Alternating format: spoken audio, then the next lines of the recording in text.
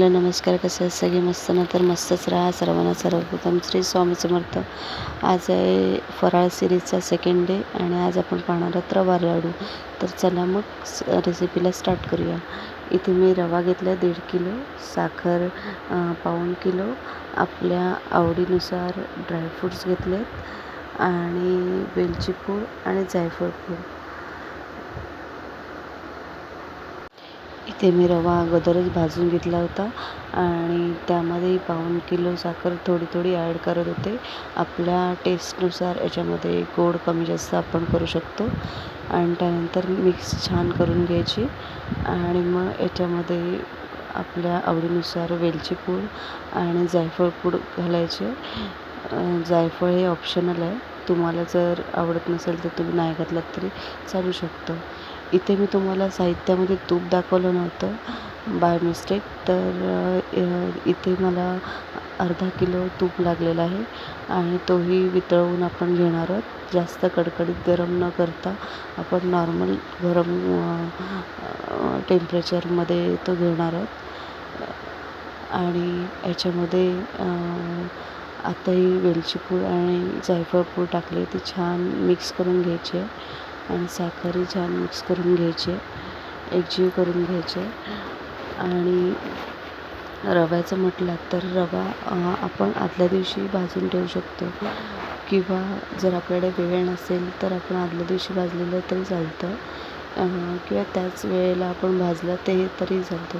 रवा कच्चा ठेवायचा नाही, छान सोनेरी रंग येईपर्यंत त्याला छान भाजून घ्यायचं आहे. आणि ड्रायफ्रूट्स हे ऑप्शनल आहेत, आपल्याला जे जे कोणते कोणते आवडतात ड्रायफ्रूट्स ते तुम्ही ॲड करू शकता. इथे मी पिस्ता, मनुका, बदाम आणि काजू घेतलेले आहेत, तर तुम्हाला जे आवडतात ते तुम्ही अजून ह्याच्यात ॲड करू शकता.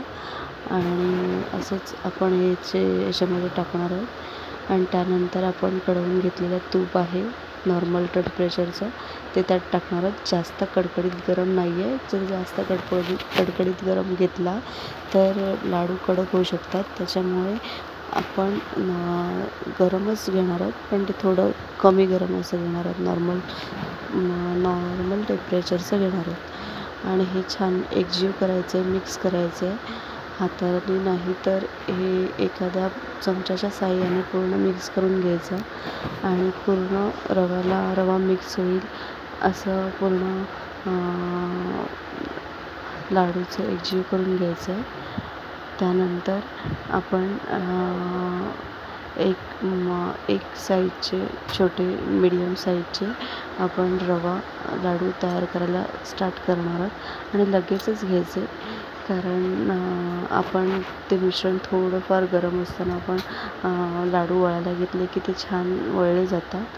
आणि रवा लाडू हा जास्त कठीण असं काहीच नाही आहे, आपण नॉर्मल त्याच्यावर दाब देत ते व्यवस्थित गोलाकार करत गेलो की ते गोल होत जातात आणि त्याला एक छान आकार येतो, बघू शकता.